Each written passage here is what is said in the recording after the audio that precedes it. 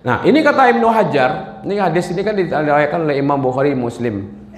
Ya kan? Ramalan dilakukan oleh Rasulullah kepada tawaf kudum sebagai sunnah untuk menunjukkan kekuatan kaum muslimin ketika itu di hadapan orang-orang Quraisy.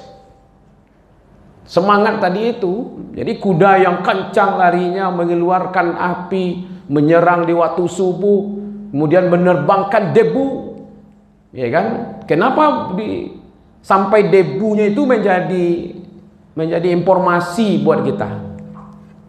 Berarti ada juga yang utama di debu yang ada itu. Ya kan, di samping semangatnya, kira-kira seperti inilah kudanya. Debu-debu yang berterbangan. Ini baru satu ekor kan? Cuma bayangkan kalau sekian banyak kuda yang berpacu itu. Ya kan? Ya, kita mau ngambil ini sebenarnya. Ya kan? Ini berbeda nih Ibu-ibu.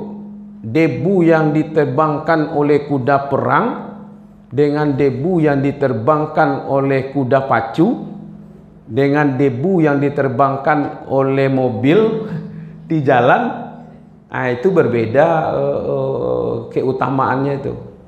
Ya kan? Ini debu-debu ini pertama dia akan menjadi saksi bagi pejuang-pejuang. Ya kan? Debu ini setiap butirnya akan menjadi pahala bagi orang-orang yang berjuang. Jadi kalau ada ibu-ibu itu kan disabik benar tuh ketika di Arafah. Ya kan, uzur ibadi. Coba kamu lihat tuh hamba-hambaku. Ada yang lalati, adonan lamangan tu, adonan lalela, adonan pakaian ihramnya nan kanai-kanai debu-debu kan. Waktu di Arafah itu. Ya kan, sekarang alhamdulillah lah di Arafah itu pakai kasur ya. Ya kan, pakai kasur, pakai bantal, pakai selimut, pakai AC ya. Kalau dulu ambo pertama dulu pakai karpet saja tuh ya Bu. 2007 balik pakai karpet, ndak ada AC, pakai blower. Angin. Ya kan? Nah, kadang-kadang ambo numpang tuh di maktab. Nah, 2009 balik itu lah mulai pakai AC. 2020 lah pakai kasur. Ambo ndak tahu deh Bu, semakin pakai kasur semakin banyak jemaah konan lalu di Arafah. Ambo khawatir je beko hajinya itu bisa haji lalu atau haji kasur. Iya kan? Lo kawan mau haji kasur namanya manggil kasur kerajanya. Ya nak, haji kasur cara. Ya kan? Dia beda ini. Kenapa di sini disebutkan betul debu? Ya, yang menerbangkan debu.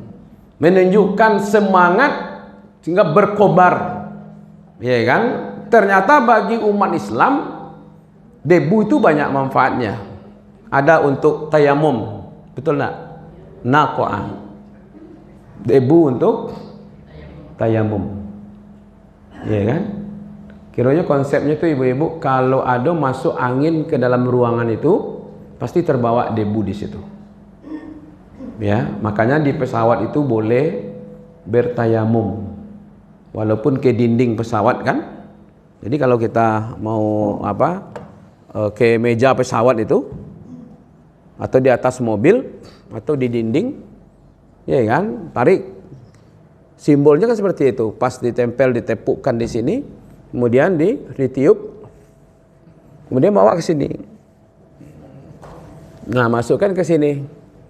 Nah, dia sampai sini saja, Bu. Nah, masuk ke sini. Nah, kalau sampai siku itu bau dua namanya itu. Nah, debu di sini menjadi saksi. Di waktu ada orang yang mau berjuang di jalan Allah, ya kan? Atau debu-debu yang menempel di badannya, debu-debu yang menempel di kakinya. Bapak Ibu berjalan ke masjid, menempel debu-debu itu, tanah-tanah itu di kaki, ya kan? Jangan cemas, itu akan menjadi bagian dari pahala dan saksi untuk kita, ya kan? Jadi debu itu bagi orang Islam sesuatu yang bisa mensucikan, ya kan? Jadi debu-debu yang terbaik yang kita datang ke masjid itu boleh pakai Innova Ustaz apa hilah. Beko di ban Innova tu laki debu. Ya kan? Mau di Alphard ke paling tak ada masalah. Tapi apa yang kita lakukan di situ, ya kan, itu menjadi saksi, ya kan. Jadi suci dia, ya kan. Nah, Tayamum itu menunjukkan bahwa debu itu bagi umat satu alat untuk bersuci, ya. Maka boleh. Untuk beristinja juga boleh, Bu. Ya kan? Tanah, batu, daun-daunan. Tapi jangan daun jelatang. Nah, kayu boleh. Kayu boleh. Sekarang kayu itu dimodernisasi kan jadi tisu. Ya kan dari kayu itu. Batu boleh minimal 3. Ya kan? Daun-daunan. Ya, yang tidak boleh itu tulang atau tahi yang keras. Tahi untu pi nyola kareh lah masih. Itu tidak boleh. Ya kan? Tahu dari lapangan debu. Maka itu orang-orang yang berada di ketika berada di padang pasir, ya kan, di perjalanan itu, lalu mereka junub umpamanya. Ya kan, tidak ada air. Bagaimana cara mandi wajibnya? Tayamum. Ya mah guliang-guliang lo dia teh. Ya nak dibuka baju sudah tuh guliang-guliang di padang pasir. Enggak. Debu itu bisa menghilangkan hadas besar ketika tidak bertemu dengan air, gitu ya. Maka itu apabila seseorang ini ya, an Abi Sa'id Al-Khudri radhiyallahu anhu Rasulullah sallallahu alaihi wasallam qala iza ja'adukum ilal masjid falyanzur. Apabila seorang di antara kalian datang ke masjid lalu melihat ada kotoran atau najis pada sandalnya, maka hendaklah ia menghapusnya, baca dalam HP-nya.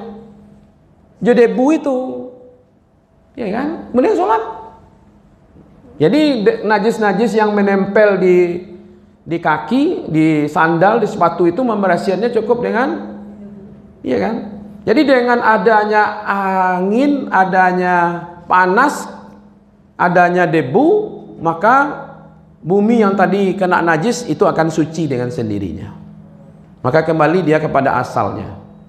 Jadi angin, panasnya matahari, hujan, ya kan? Jadi hujan, panas itu mensucikan tanah-tanah yang kena najis, ya kan? Nah gitu. Nah ini yang dikatakan. Jadi bisa dihapus, ya kan, najis yang menempel itu dengan diusap atau digesekkan ke tanah yang ada di situ. Itu hadis riwayatkan oleh Imam Ahmad dan Abu Daud. Kemudian juga ada apabila seorang di antara kalian menginjak kotoran dengan sandalnya, maka tanah atau debu adalah mensucikan baginya. Jadi kalau ada ibu-ibu yang pakai baju dalam gitu ya, kan kadang-kadang menyapu-nyapu tuh, meleo-leo kan, ya kan, jangan khawatir. Kalau dia kena di najis debu, ada debu di situ, maka debu itu juga akan mensucikan selama tidak najis besar, ya kan? Ya. Kalau bagi umat Islam ternyata debu itu bagian dari alat untuk mensucikan. Debu-debu itu bisa menjadi saksi-saksi bagi kita nanti. Debu yang ada itu bisa menjadi pahala, hitungan-hitungan pahala. Berbeda dengan orang kafir. Kalau orang kafir itu justru amal-amalnya itu seperti debu. Ya. Umpamanya kita lihat dalam surat Al-Furqan ayat 23 di sini. Ya kan? Wa qadimna ila ma'amilu min amalin. Kami hadapkan segala amal yang telah mereka kerjakan. Bukan tidak ada balaskan, Allah kan tidak berjanji. Pasti Allah kan berjanji itu. Wa may ya'mal misqala dzarratin khairan yarah. Ya kan? Kalau dia berbuat syarratin syarran yarah, tetap juga. Ini amalmu. Jadi orang-orang kafir itu tetap kalau dia berbuat amal sekarang ini Allah balasi. Iya. Terutama di dunia ini dia dapat pastilah ya. Kalau dia umpamanya ada orang kafir bertetangga dengan kita tapi orangnya dermawan, orangnya suka berbagi, suka ringan tangan, dia mau gotong royong, pasti dia dihormati orang. Itu bagian dari balasan dari kebaikan yang dia lakukan.